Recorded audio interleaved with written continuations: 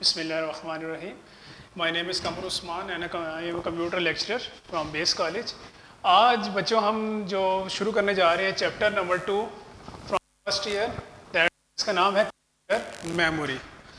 अब यहाँ हमारे पास इस चैप्टर में बेसिकली हमने इस मेमोरी के बारे में इन डिटेल देखना है।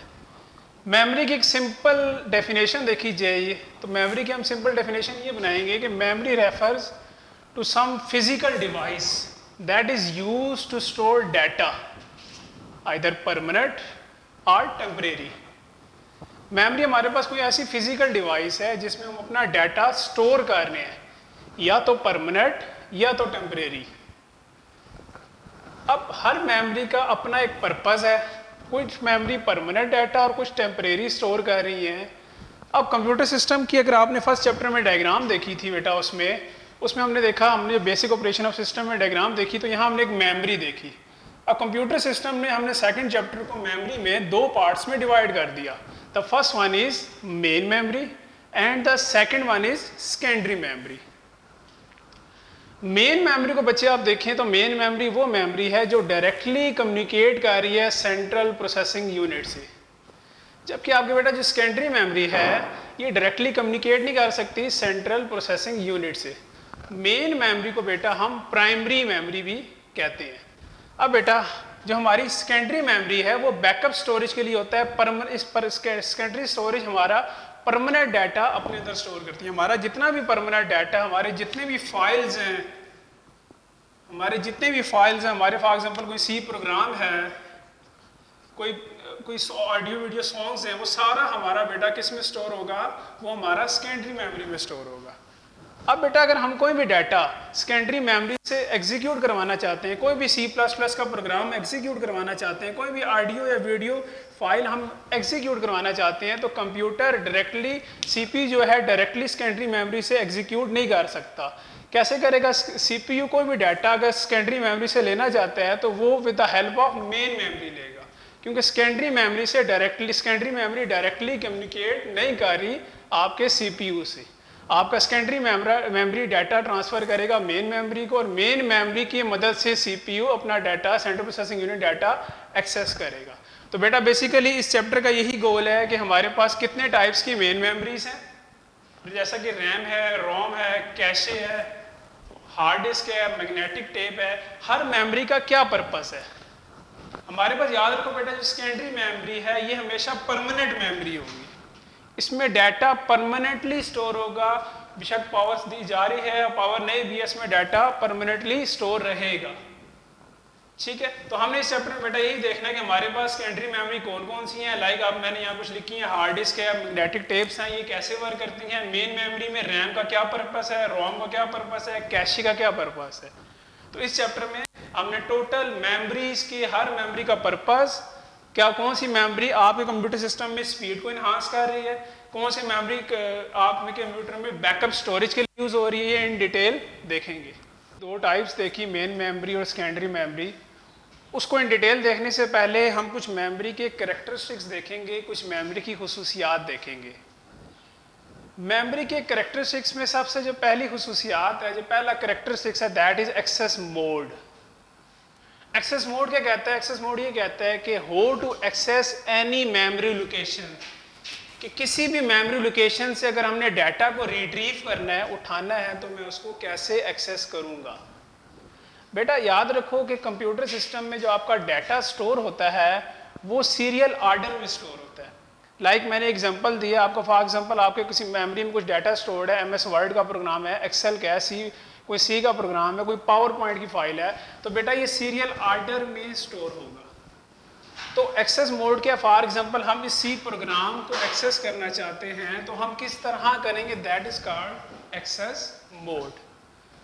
बच्चों कंप्यूटर में सिस्टम में जो एक्सेस मोड है वो दो पार्ट्स में डिवाइड होते हैं। The first one is sequential access mode and the second one is random access mode. Sequential access mode को बेटा हम सीरियल एक्सेस मोड भी कहते हैं, सीरियल एक्सेस मोड, जबकि रैंडम एक्सेस मोड को हम डायरेक्ट एक्सेस मोड भी कहते हैं।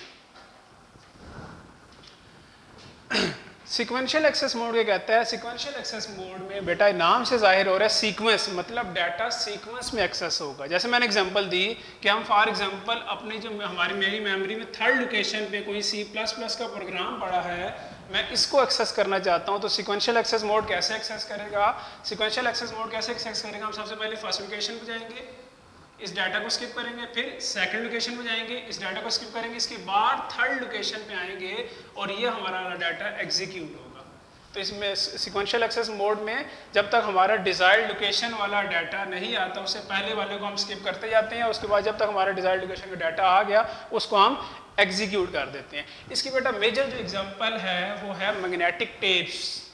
मैग्नेटिक टेप्स जो आज से पहले यूज होती थी, उसमें क्या था, हम सीरियल ऑर्डर में डाटा एक्सेस करते। यूजर क्या करता था, फॉर एग्जांपल उसने कोई सॉन्ग्स है, कोई भी ऑडियो फाइल्स पड़ी हैं हर सीरियल ऑर्डर पे, तो फॉर एग्जांपल उसने बेटा फोर्थ लोकेशन पे कोई डाटा है उसको एक्सेस करना है, तो कैसे करेगा? फर्स्ट पे आता था बेटा, उसको स्किप करके सेकंड पे गया, सेकंड वाली मेमोरी लोकेशन को स्किप कर थर्ड, और जब तक उसकी डिजायर्ड लोकेशन नहीं आती थी उसे पिछला जितना भी डाटा था उसको स्किप कर लेता था। That is sequential access mode और serial access mode. Second one is बेटा रैंडम एक्सेस मोड और डायरेक्ट एक्सेस मोड।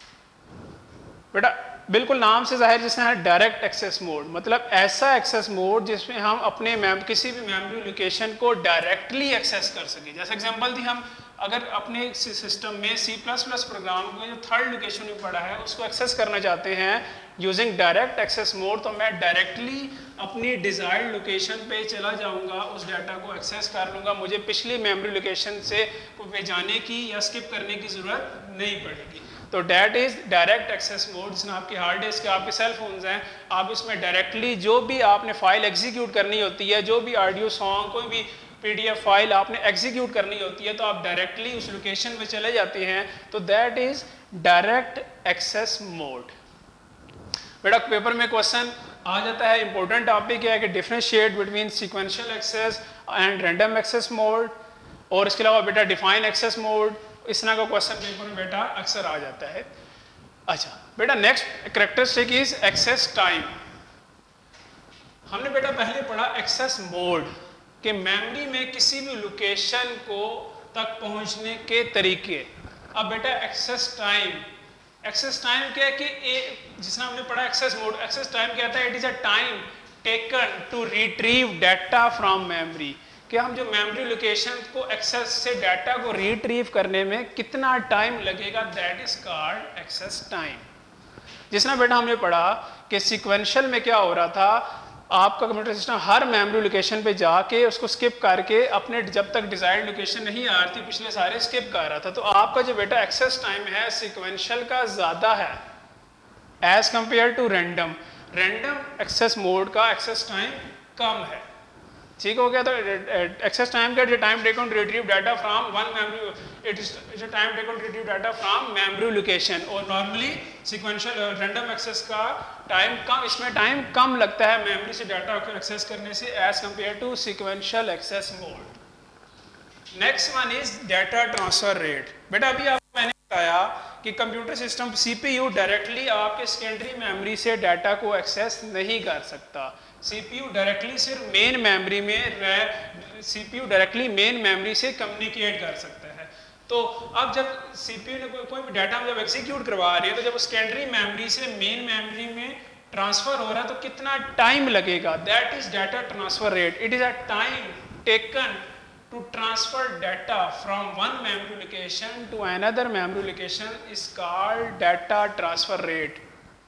इसके अलावा बेटा जिसमें आप लोग सिंपल यूज करते हो कि एक USB से अपने लैपटॉप में या लैपटॉप से USB में डाटा ट्रांसफर कर रहे तो वहाँ उसकी स्पीड आ रही होती है, तो that is a data transfer rate कि कितने टाइम में एक मेमोरी लोकेशन से दूसरे मेमोरी लोकेशन में आपका डाटा ट्रांसफर हो रहा है। Next one is capacity.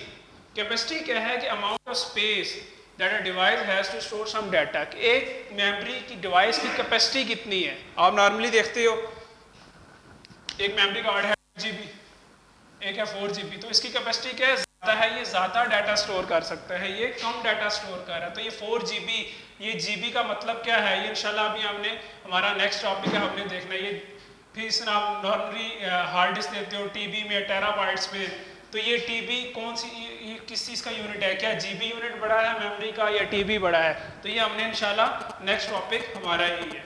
Next one is cost, कि आप कंप्यूटर की जो कोई भी आप मेमोरी बाय करते हो तो कॉस्ट किस पे करते हो, as per capacity.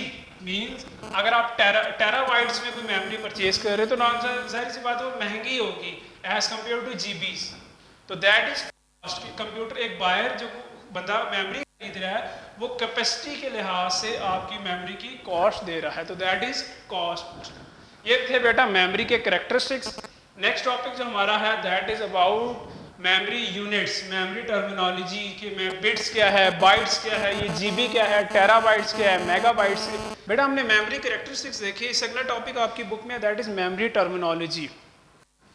Memory terminology में हम ये देखेंगे कि बेसिक एक मेमोरी का यूनिट क्या है। जिसमें देखो दुनिया में हर चीज़ को मेजर करने का एक यूनिट होता है, तो कंप्यूटर में मेमोरी को जो मेजर करने का यूनिट है दैट इज, सबसे पहला जो यूनिट है दैट इज बिट्स। आपको पता है बेटा हमने फर्स्ट चैप्टर में देखा था कंप्यूटर अपने अंदर जो इन्फॉर्मेशन है वो वंस और जीरो की फॉर्म में स्टोर करता है। कंप्यूटर को एक ही समान आती है दैट इज मशीन लैंग्वेज। तो बेटा एक वन या एक जीरो बेसिकली क्या है, वन बिट। एक one that is one bit, एक जीरो बेटा दैट इज वन बिट। तो बिट बेटा बेसिकली एक स्मॉलेस्ट यूनिट है कंप्यूटर में मेमोरी को मेजर करने का।